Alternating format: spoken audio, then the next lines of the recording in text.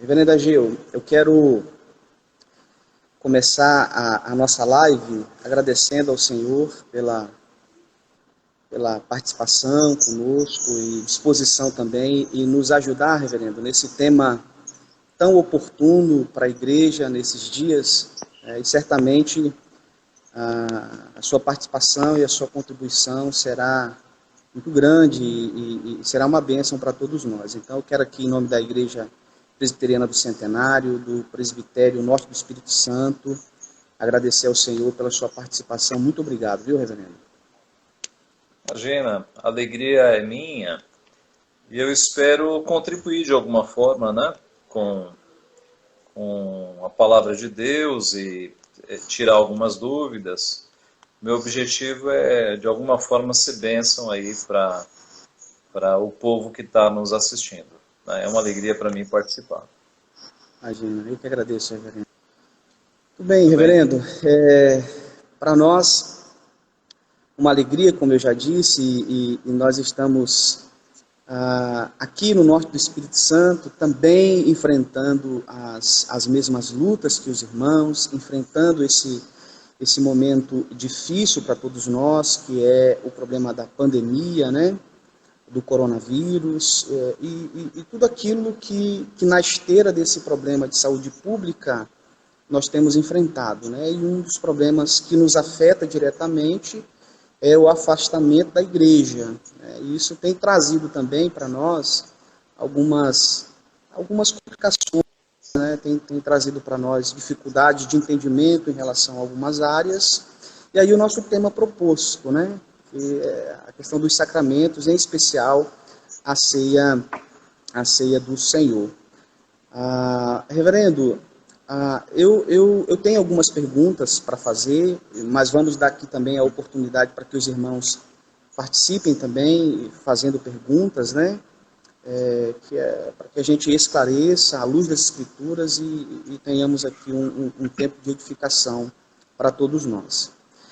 Mas antes de tratarmos especificamente do nosso tema, eu vou pedir autorização ao senhor para tocar num assunto que envolve, obviamente, a igreja, mas eu gostaria de ouvir a sua opinião, porque é um assunto que tem me incomodado, e tem incomodado alguns pastores com quem eu tenho conversado também. Reverendo, a pergunta que eu gostaria de fazer e compartilhar a sua opinião é a seguinte, reverendo. O senhor acha que, ainda que de forma velada, a igreja evangélica brasileira hoje está experimentando algum tipo de perseguição religiosa?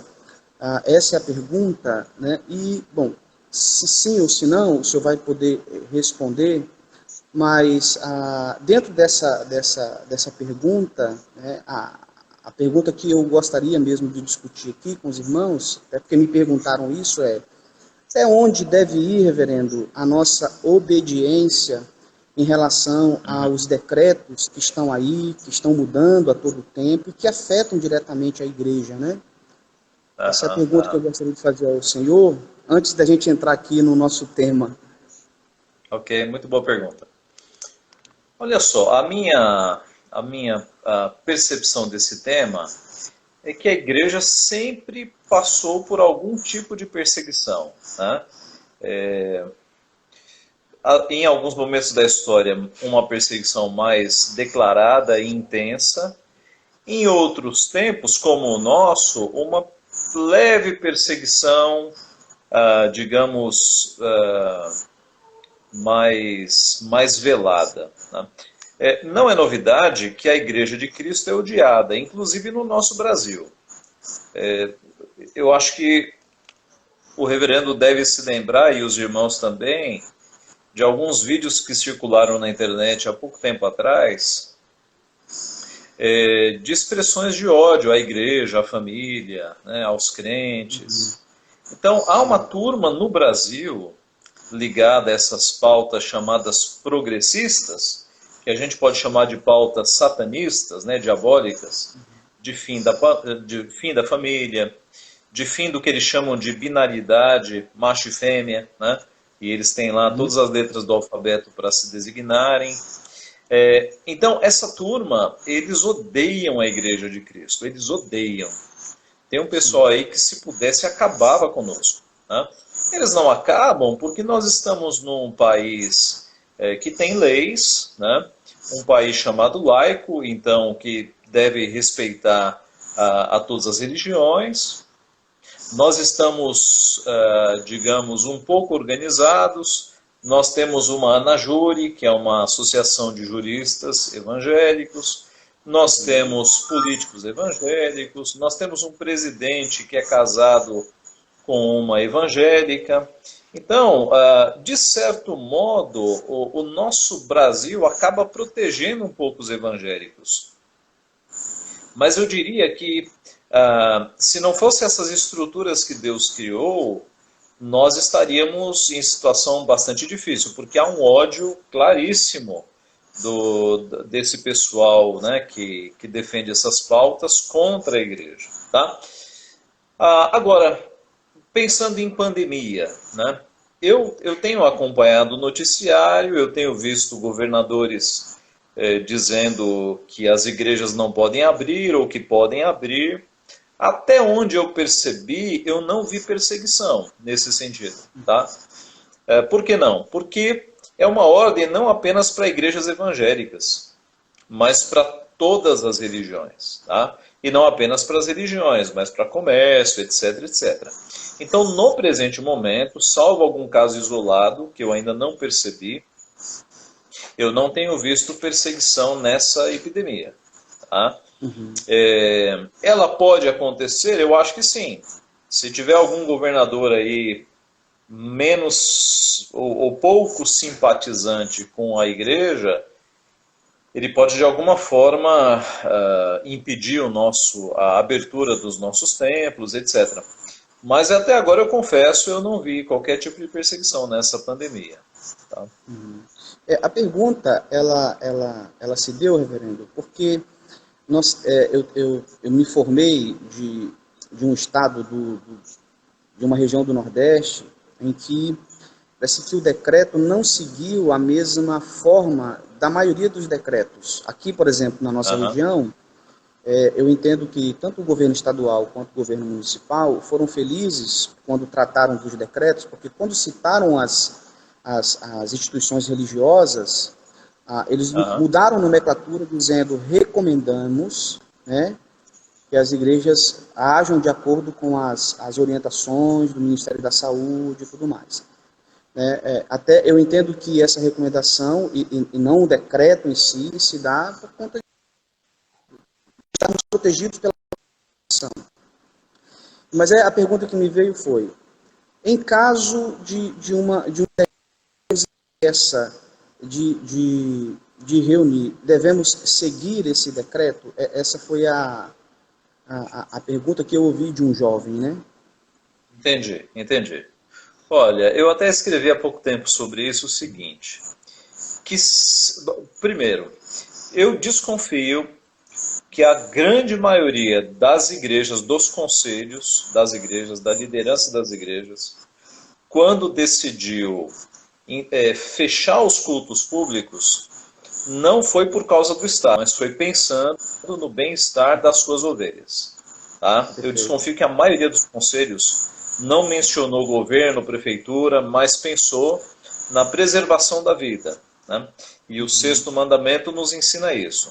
O não matarás tem como princípio positivo o uso de todos os meios para a preservação da vida.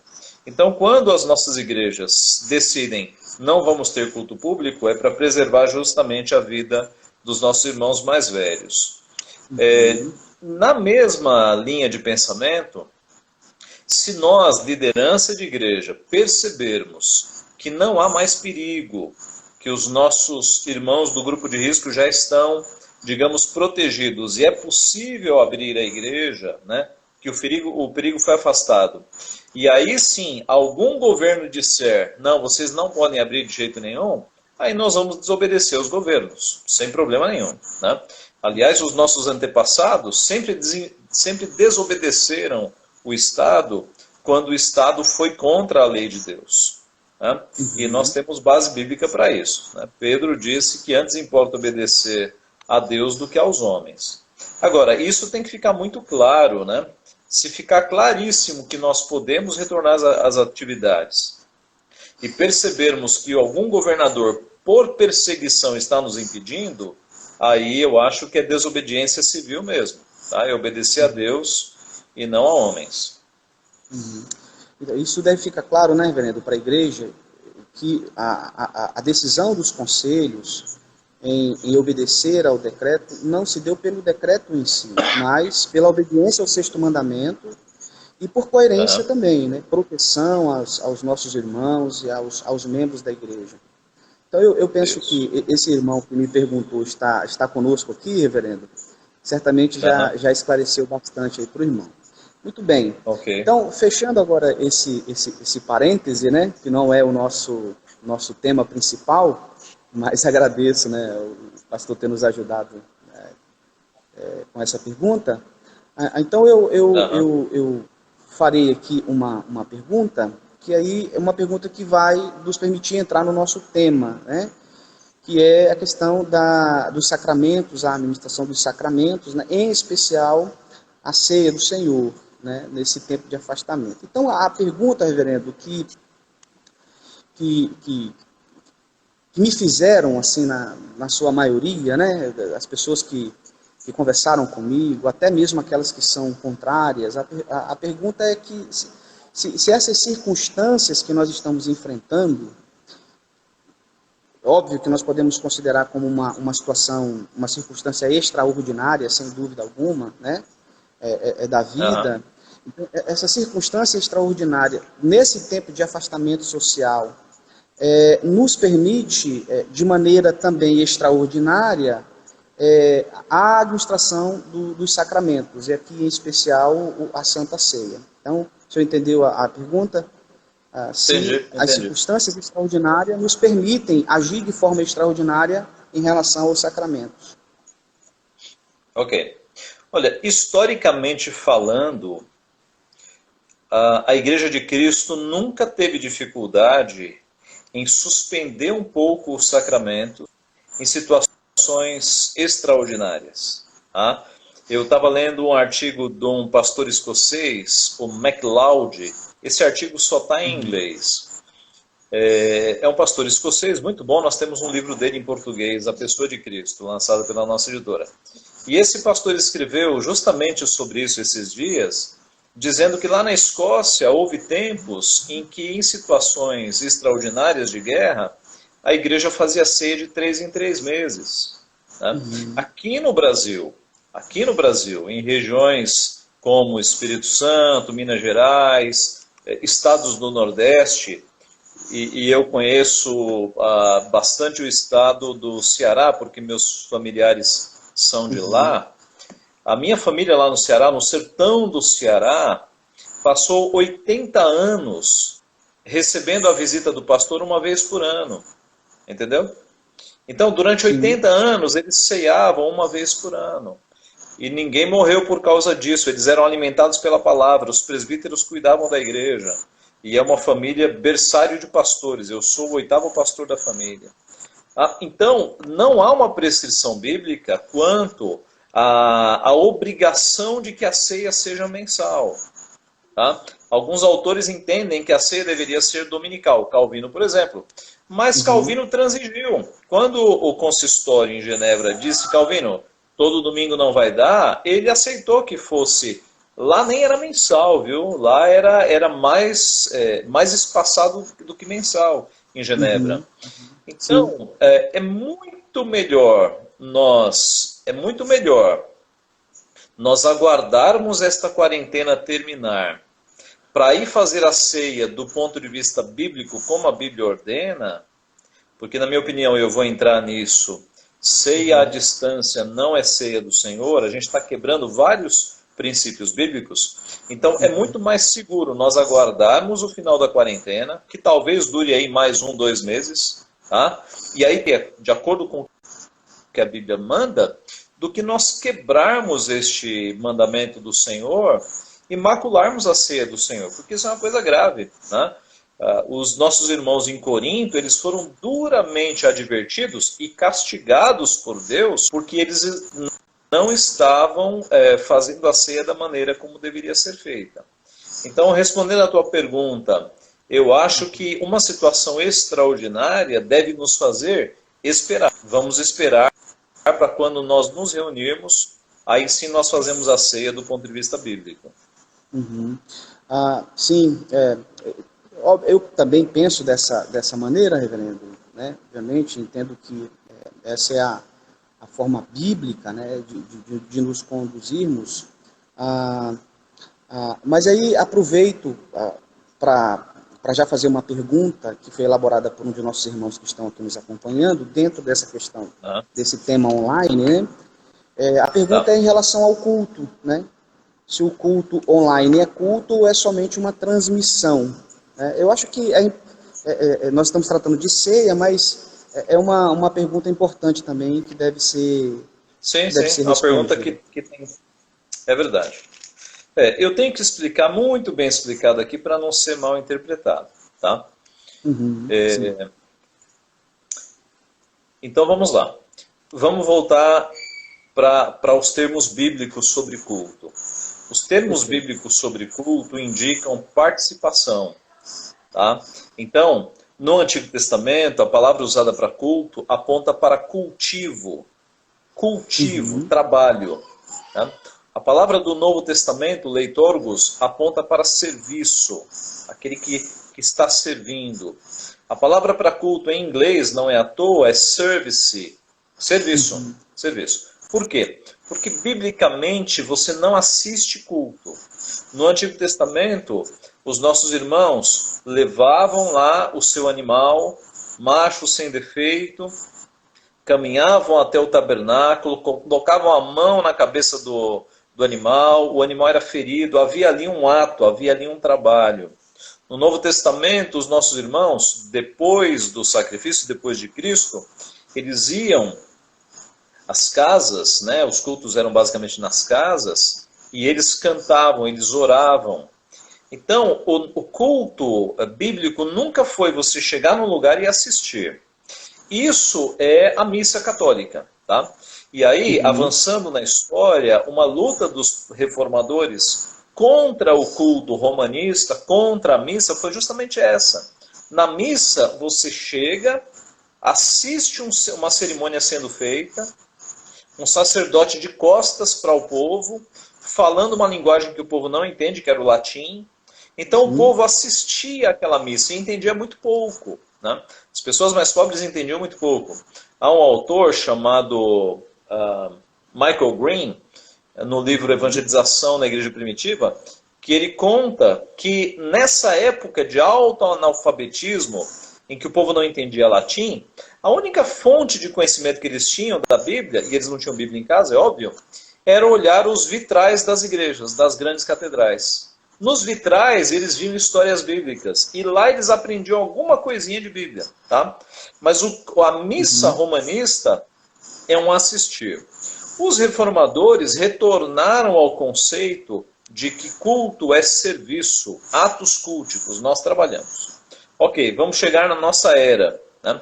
Quando você liga um computador e assiste um culto sendo feito e você fica apenas assistindo, você não está cultuando. Tá?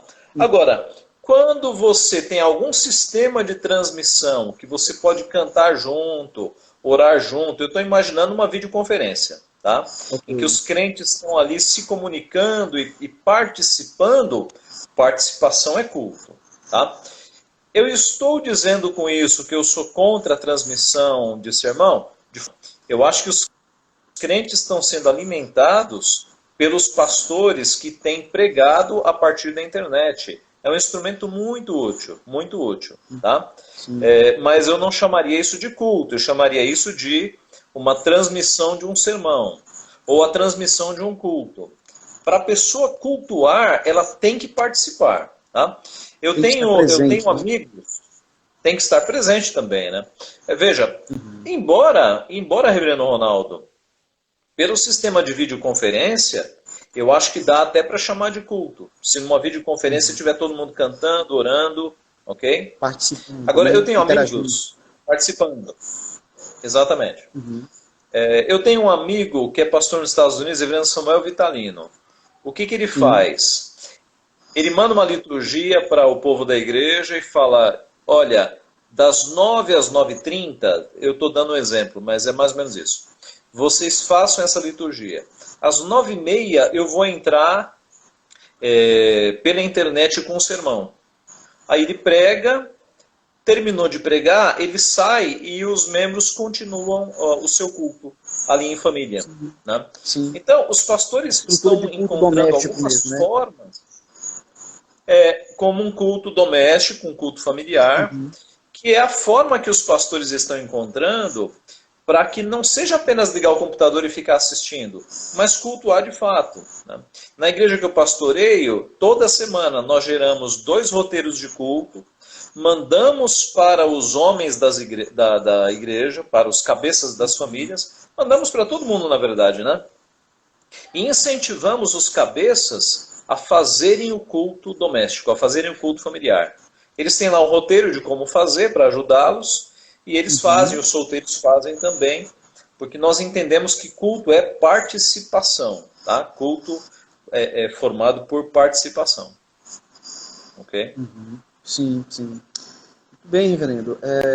De fato, esse é um tema que também, né, tem sido alvo assim, de muita discussão, mas ainda voltando para a questão da ceia do Senhor, nós já temos aqui algumas perguntas, e eu vou esperar um Aham. pouquinho, porque algumas delas não estão exatamente dentro do nosso tema, mas é porque os irmãos Tá. querem ouvir o Senhor.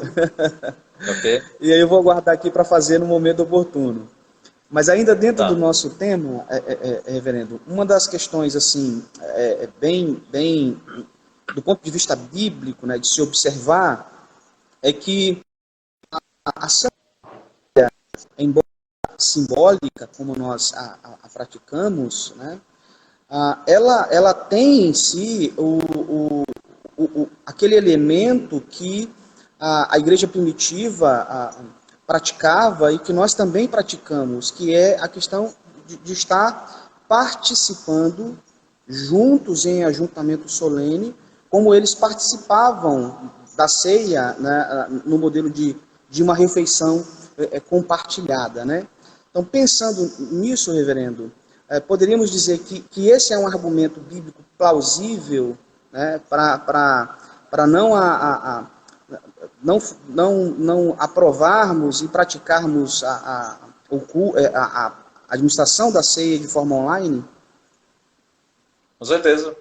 Eu acho, reverendo Ronaldo, que você foi no ponto. Um dos grandes símbolos da nossa união com Cristo e, secundariamente, a nossa união como corpo é a mesa do Senhor. É a mesa do Senhor. Em cultos, lá no passado, na igreja primitiva, havia uma mesa mesmo, em que na hora do culto eles se achegavam à mesa e se assentavam na mesa. Né?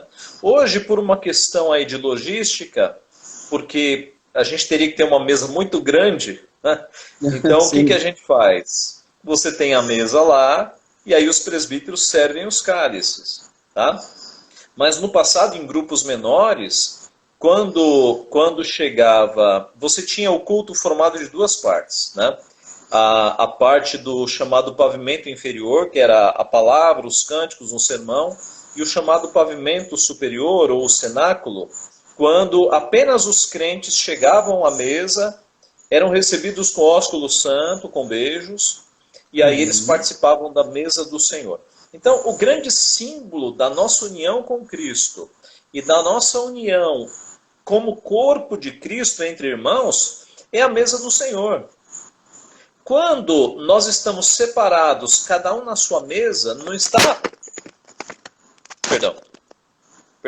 Quando nós estamos, cada um na sua casa, cada um na sua mesa, você não tem essa possibilidade, tá? Você não tem mais este grande símbolo que são os cristãos ao redor da mesma mesa, comendo do mesmo pão, isso é uma coisa importante, né? Porque é o mesmo pão, é o pão que é partido pela mão do oficiante, é o cálice que é bebido. Veja, no passado, esse símbolo era ainda mais forte quando era o cálice único, né? Uhum. Você tinha um cálice que ia sendo passado de mão em mão para que todos bebessem do mesmo cálice. Na igreja presbiteriana nós não temos esse costume, nós temos cálices individuais. Mas o vinho vem da mesma fonte, né? Da mesma jarra. Então o Sim. elemento de unidade está preservado ali ainda.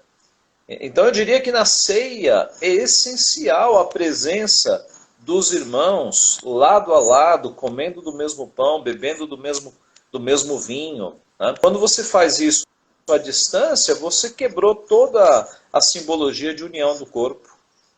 Uhum. Perfeitamente, reverendo. E um dos questionamentos que a gente acaba escutando, né, a respeito dessa questão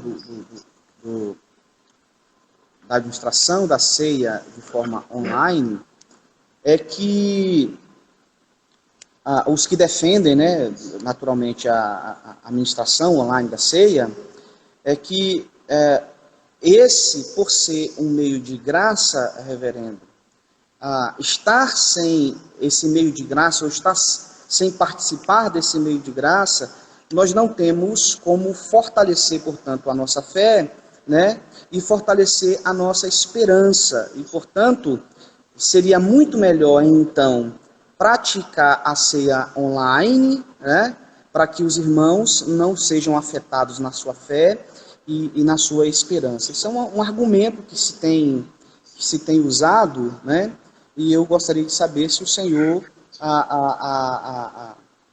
o que o senhor teria para nos dizer a respeito desse argumento, né?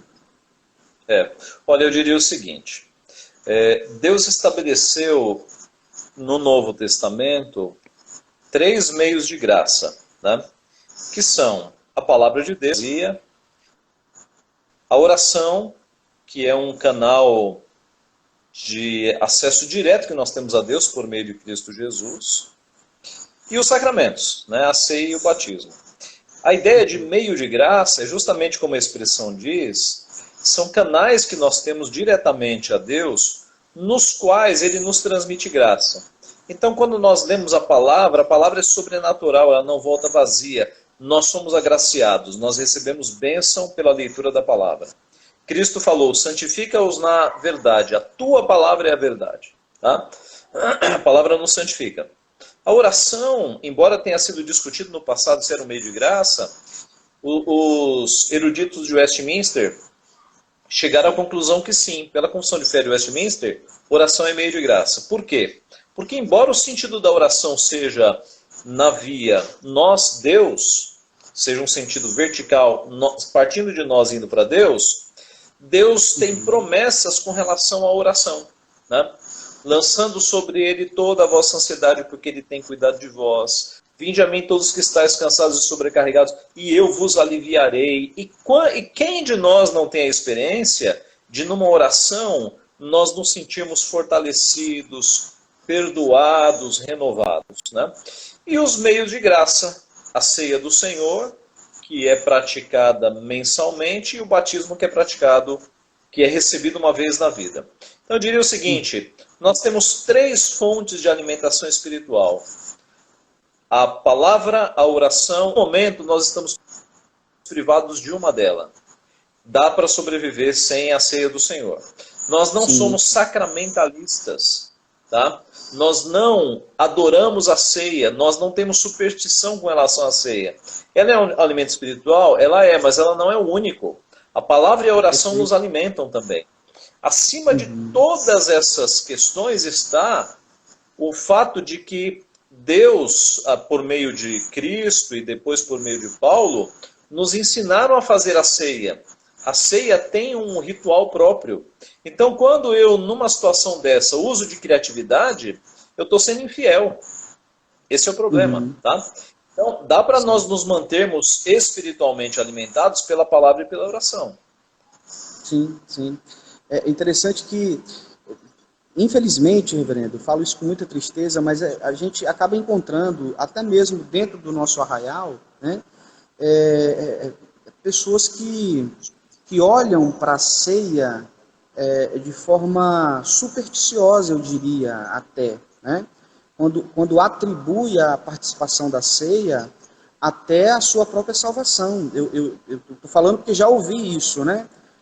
Pessoas que pensam, Uhum. bom, se eu não participar da ceia, então eu não estarei limpo dos meus pecados e, portanto, se for cometido de alguma tragédia, de alguma coisa no dia seguinte, né? Eu não estou salvo. Então, isso não é um pensamento reformado, né? Não é o De que a forma Bíblia alguma, não é um... ensina, né? Sim. Verdade. Então, nós temos Verdade. essa dificuldade de ter também que ensinar, né, aos irmãos. De fato, nós não somos sacramentalistas, nós não temos essa visão supersticiosa, né, dos Aham, aham. sacramentos, né? Pelo contrário, nós os praticamos e cumprimos de acordo com o que nos ensina as Escrituras. E dentro desse aspecto, Exatamente. reverendo, aqui, ainda dentro dessa questão da necessidade do ajuntamento, né, eu diria que o, o texto em que Paulo trata lá em 1 Coríntios capítulo 11, se eu não estou enganado, versículo 33, ele usa a expressão quando vos reunis para comer, né, o que Exatamente. daria uma base bíblica plausível, né, objetiva, para Com entendermos certeza. que há necessidade de ajuntamento para Com a certeza. administração Com certeza. da ceia. Com certeza. Com certeza. A palavra reunir, aqui no capítulo que você mencionou, aparece algumas vezes. O pressuposto é do corpo de Cristo reunido. Né? Uhum, sim, Há uma argumentação, reverendo Ronaldo, de que nós poderíamos fazer todas essas coisas por espírito. E por quê? Porque quando Paulo foi orientar os cristãos, de Corinto mesmo, no capítulo 5, ele mencionou a questão do espírito. Então, lá em 1 Coríntios 5, que vai tratar daquele caso de disciplina, né? sim, Um indivíduo que estava se relacionando com a madrasta. sim, sim. Então, Paulo fala assim: em nome do Senhor Jesus, reunidos vós e o meu espírito com o poder de Jesus, nosso Senhor, que ele seja entregue a Satanás para a destruição da carne.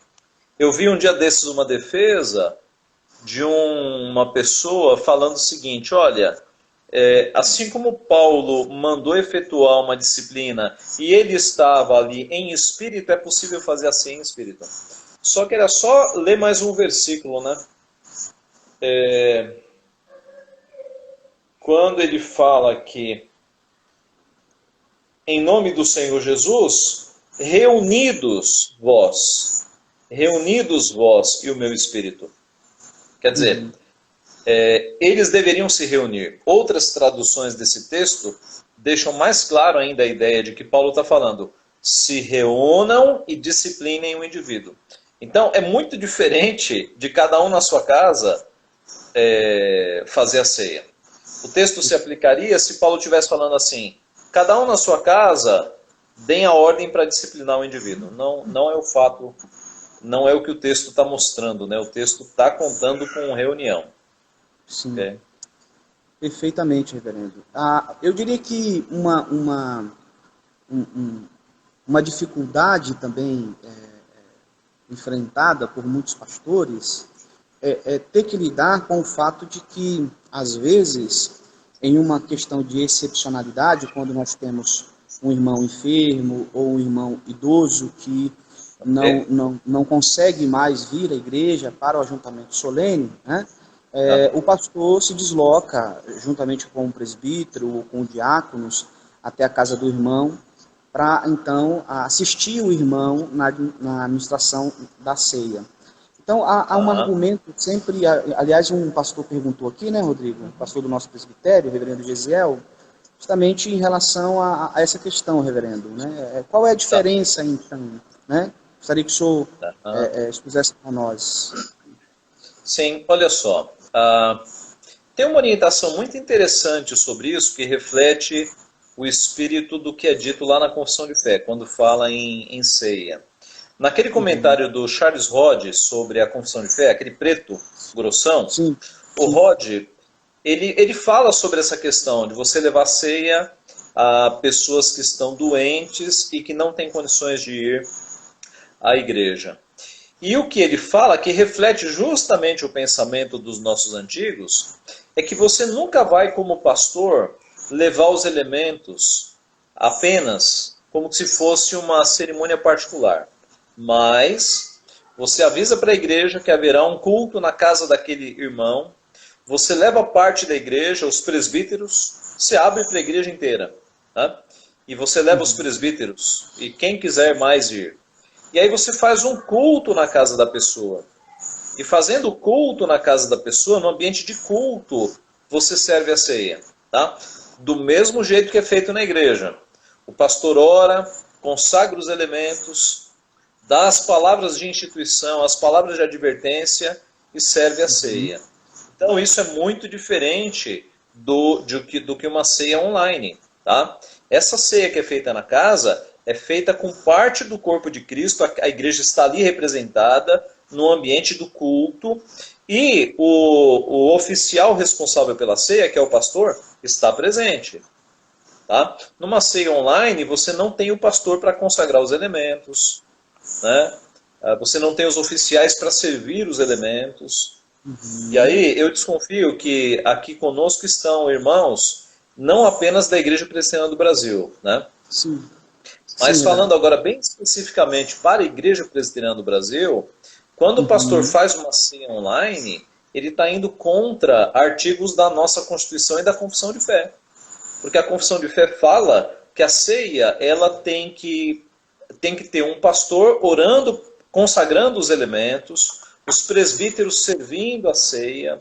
Há uma série de coisas que tanto a Constituição quanto a Confissão de Fé prescrevem, que quando você faz uma ceia online, você está quebrando tudo isso. Não é à toa que consultaram o reverendo Roberto Brasileiro, presidente do nosso Supremo Concílio, e o reverendo Juarez, que é o secretário executivo, e ambos disseram, não façam ceia online, esperem, aguardem. Nós não temos base constitucional para fazer ceia online. Tá? Então os pastores deveriam, pelo menos por cautela, segurar, né? Esperar o culto público. Sim. E isso é uma questão bastante, eu diria, complicada, reverendo.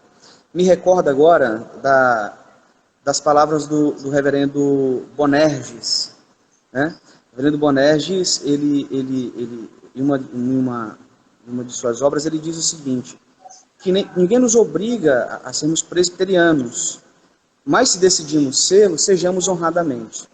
Nós vivemos hoje um problema muito sério dentro da nossa própria instituição, né, quando não se observa, não se observar os fundamentos bíblicos, já é assim o que de maior gravidade temos. Mas há também uma questão constitucional, que nós, pastores, juramos defender. Né? Aliás, essa foi uma pergunta que me foi feita repetidas vezes na minha ordenação. Né? Se eu me comprometia, então, com os nossos símbolos de fé, né? E se eu estava comprometido também com a nossa Constituição. Então, temos tido essa dificuldade. E de fato, reverendo, veja, o que eu tenho escutado também, seria interessante a gente conversar um pouco sobre isso também. Há um equívoco quando se pratica a ceia online, quando o senhor acabou de citar que a necessidade da presença do ministro, né, consagrando os elementos. E aí, veja, o argumento que eu tenho ouvido também é que essa consagração ela pode ser feita pelos irmãos em casa, uma vez que esses irmãos dispõem daquilo que nós entendemos como o sacerdócio universal. Ok, boa pergunta. Dentro dessa questão do sacerdócio universal, então, entende-se que os irmãos poderão, então, praticar a cerimônia dessa forma. Bom, eu entendo que há um equívoco quanto a isso, mas eu gostaria de deixar o irmão falar um pouco a respeito. Quanto tempo temos aí? Eu estou sem relógio. Bom, nós temos 15 minutos. Tá, ok, vamos lá. É o seguinte. Há um grande equívoco hoje quanto à doutrina do sacerdócio universal dos crentes e a doutrina dos ofícios da igreja. Tá? O que diz a doutrina do sacerdócio universal dos crentes? Que em Cristo nós não precisamos mais de sacerdotes para que nós tenhamos acesso a Deus. Nós nos lembramos do Antigo Testamento, quando o sacerdócio foi instituído. Né? Deus disse para Moisés, Moisés, separa os filhos de Arão, produz essas roupas para eles, as roupas têm que ser majestosas, fios de ouro, pedras, 12 pedras no peitoral, pedra nos ombros, tiara, santidade ao Senhor. A roupa do sacerdote era uma coisa impressionante, né? Era uma mensagem não verbal. E no capítulo seguinte, lá tanto de Êxodo quanto de Levítico, acontece a consagração dos sacerdotes. 2 cordeiros são mortos. Deus diz que o sangue, para Moisés pegar um pouco de sangue desse cordeiro, colocar na orelha direita de cada sacerdote, no dedo direito de cada mão direita e no pé direito, né? Significando uma consagração plena desse sacerdote. O sacerdote no Antigo Testamento era responsável não apenas por oficiar e fazer sacrifícios e intermediar o povo, mas também por ensinar a lei do Senhor. Tem alguns textos que falam isso. Tá? O profeta era aquele indivíduo mais recluso, né? Morava, imagine Elias, João Batista, se afastavam e de vez em quando Deus mandava uma mensagem, eles vinham. O sacerdote estava ali com o povo direto, ensinando a lei do Senhor. Quando Jesus Cristo morre, o véu do templo, né, que dividia o local sagrado com o Santo dos Santos, ele é partido de alto a baixo, simbolizando que agora o Santo dos Santos está exposto e nós temos acesso direto. O escritor aos Hebreus pega essa imagem e diz que Cristo, ele pela sua morte, pelo seu véu que foi a morte, ele abriu um novo e vivo caminho em direção a Deus. Então, no passado, você não podia ter acesso a Deus, simbolizado no tabernáculo e no templo, senão passando por um sacerdote humano. Em Cristo, nós o temos agora como nosso único sumo sacerdote, o nosso mediador. Isso implica que nós fomos feitos, como Pedro fala, uma nação de sacerdotes. Né? Nós somos agora um reino de sacerdotes. Nós temos acesso direto a Deus. Nós temos o sacerdócio universal dos crentes. Tá? Esse é um assunto do campo da soteriologia, da salvação. Perfeito. Vamos agora para o campo da eclesiologia. Cristo é o rei da igreja e ele governa a sua igreja por meio de oficiais que ele mesmo estabeleceu. No Novo Testamento, nós temos 2 ofícios temporários, que é o ofício de apóstolo e de evangelista. Filipe era um evangelista. O evangelista era uma espécie de ajudante de apóstolo. Tá? 2 ofícios temporários no Novo Testamento. Mas você tem 2 ofícios permanentes, também criados por Cristo, presbíteros e diáconos. Então a ideia é que Cristo governa a sua igreja não por meio de anjos, mas por meio de presbíteros e diáconos, eleitos pelo povo, reconhecidos pelo povo. Os critérios que devem nortear essa escolha estão claros na Escritura, 1 Timóteo e Tito, né, mostrando lá como deve ser um presbítero. Então Deus governa a igreja por meio de oficiais. Agora note, o mesmo homem que disse que nós somos nação santa, sacerdócio real, né, disse que ele é presbítero. O mesmo homem que escreveu Hebreus e disse que Cristo, pela sua morte, pelo véu, ele abrir um novo e vivo caminho em direção a Deus, ele diz, obedecei aos vossos... Então note, a doutrina do sacerdócio universal dos crentes não anula a doutrina dos ofícios de Cristo. No Novo Testamento, as duas coisas convivem pacificamente. Por quê? Porque nós temos acesso direto a Deus, mas o próprio Deus estabeleceu oficiais para cuidar da palavra e dos sacramentos. Tá? Então é por isso que no Novo Testamento você não encontra, embora veja, no Novo Testamento, a partir da morte de Cristo, todo mundo tem o sacerdócio universal dos crentes, certo? Só que você não encontra crentes comuns, digamos assim, para não usar a palavra leigo, ministrando o sacramento. No Novo Testamento, só quem faz batismo e ministra ceia é oficial. A única exceção é Ananias. Por quê? Porque Ananias, e é uma bela exceção, né? O próprio Deus falou com Ananias, Ananias, vai lá e batiza Paulo, porque ele vai ser um instrumento importante.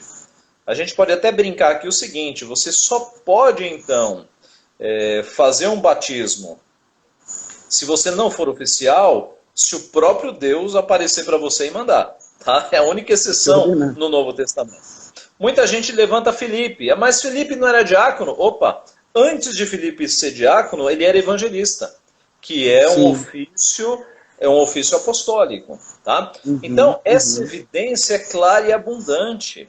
Eu tenho ouvido muito isso. Não, isso é episcopalismo. Só oficiais, só pastor pode batizar e ministrar ceia. Não, não é episcopalismo. Isso é o rito que Deus estabeleceu. Tá? No Novo Testamento, são os oficiais os responsáveis pela preservação da palavra. Perfeitamente. Então, podemos afirmar com convicção que o sacerdócio universal não anula o ofício, né, reverendo? Perfeito, perfeito. Não Todos anula. somos sacerdotes, mas Deus estabeleceu guias para o seu povo. E os guias são responsáveis pela palavra e pelos sacramentos. Perfeitamente. Então, nós temos aqui pedidos para falar sobre o batismo. Já falamos, né? Então, acho que ficou claro que do porquê de nós, presbiterianos reformados, insistirmos, então, né, que de fato essas são tarefas e incumbências que são dadas especialmente a aqueles que receberam o ofício para realizá-los, né, reverendo? Exatamente. E receberam, e veja só, eles receberam esse ofício com o reconhecimento do povo da igreja, embaixo de oração, numa eleição, né? Seguindo os critérios bíblicos. Então, é algo que o próprio Deus estruturou. Muito bem, então nós podemos aqui entender e até fechar a questão, chamando também para a nossa conversa, para a nossa avaliação, reverendo, aquilo que prescreve a nossa própria confissão de fé, como o Senhor mesmo já exemplificou aqui, né? A nossa confissão de fé também menciona a questão da necessidade do ajuntamento para a administração da ceia, né? Claro que corroborando com aquilo que o próprio apóstolo Paulo registrou na carta que escreveu aos irmãos de Corinto.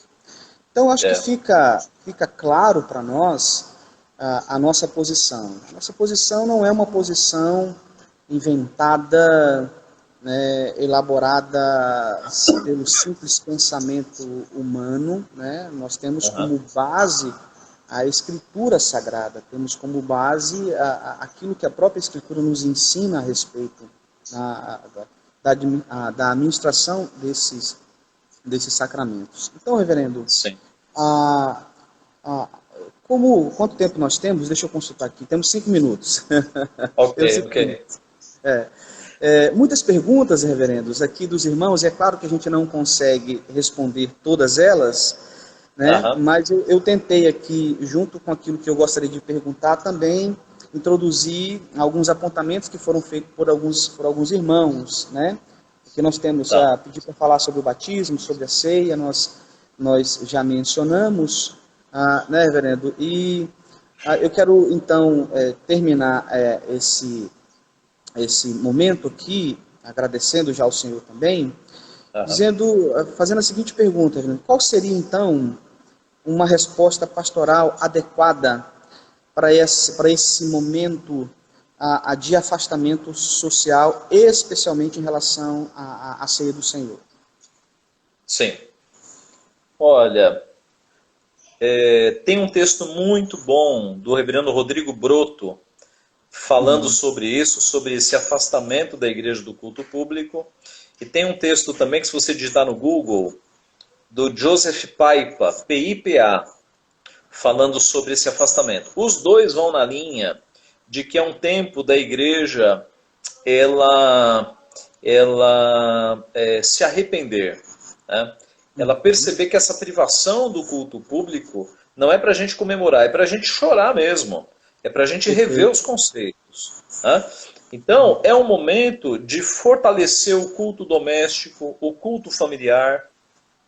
Eu tenho dito isso, né? É uma grande chance que nós temos para aqueles homens que estavam dormindo, que não estavam exercendo o seu sacerdócio, não estavam guiando as suas famílias em adoração. É um grande momento que esses homens têm para acordar, para fazer culto doméstico, para guiar sua família em adoração, pelo menos no domingo, tá? Então o povo de Deus tem que se alimentar, não do sacramento por enquanto, mas da palavra de Deus e de uma vida de oração. Nós devemos ansiar pela volta do culto público, né? E de alguma forma, na medida em que as oportunidades forem aparecendo, ajudar o próximo com alimentos, com dinheiro. A gente não sabe até que nível a gente vai entrar numa recessão, né? Mas a igreja tem que demonstrar a sua misericórdia e a sua ajuda nesses momentos. Eu creio que é isso, reverendo. Creio que é isso. Cuidar da nossa vida espiritual, nos fortalecermos em Deus e ansiarmos pelo culto público e pela ceia do Senhor. Amém, amém, reverendo. Reverendo Ageu, eu quero agradecer muito ao Senhor ter achado aí um tempinho na sua agenda. Eu sei que a sua agenda é bem corrida, né? Eu já tive a oportunidade aí durante 4 anos acompanhá-la de perto, né? Foi uma alegria, foi uma alegria. Me lembro que o senhor dizia para nós assim: olha, vocês vão sentir saudade. E eu saí dizendo: vou não. Porque aí a coisa é tão apertada, né? Que no seminário, que eu dizia: não vou sentir saudade não. Mas eu confesso que eu sinto. Sinto saudade. Eu sabia disso. Então, reverendo, eu quero agradecer, tá bom? Mais uma vez, em nome da Igreja Presbiteriana do Centenário. Estender aqui o convite, assim que possível, irmão, vir aqui participar conosco também, né? Nos alegrar com a sua presença. Agradecer aos irmãos que participaram aqui conosco também. Foi um tempo de aprendizado, de crescimento. E eu queria pedir para o senhor orar nesse momento. Nós vamos orar juntos, né? Concordando aqui com o irmão, para a gente encerrar essa nossa live. Muito obrigado mais uma vez, reverendo. Deus abençoe sua vida. Foi uma alegria. Vamos orar. Pai Santo, Deus bendito, nós te louvamos pelo privilégio que temos de te servir, Deus vivo, verdadeiro. Nós te louvamos porque tu és soberano e sabemos, Pai, que esta pandemia estava nos teus decretos. E sabemos que tudo aquilo que o Senhor determinou acontecerá. As conversões, as mortes, o consolo, o auxílio da igreja. Sabemos que tudo está determinado pelo Senhor. E pedimos a tua graça para que sejamos sensíveis, para que façamos a tua vontade, percebamos o que o Senhor quer de nós como igreja, Pai. Então, continua cuidando de nós, abençoando-nos, agindo no coração dos teus filhos, para que nós valorizemos o culto público, valorizemos a ceia do Senhor e façamos tudo embaixo da tua vontade, obedecendo a tua palavra em primeiro lugar, Pai. Dá-nos, então, da tua bênção, cuida de nós como teu povo, como o Senhor já tem feito, Pai. Aceita a nossa gratidão, em nome de Jesus. Amém. Amém. Obrigado, reverendo. Deus abençoe. Obrigado, reverendo. Grande abraço. Deus abençoe. Com alegria. Amém. Um abraço tchau, a todos. Deus abençoe a todos. Até.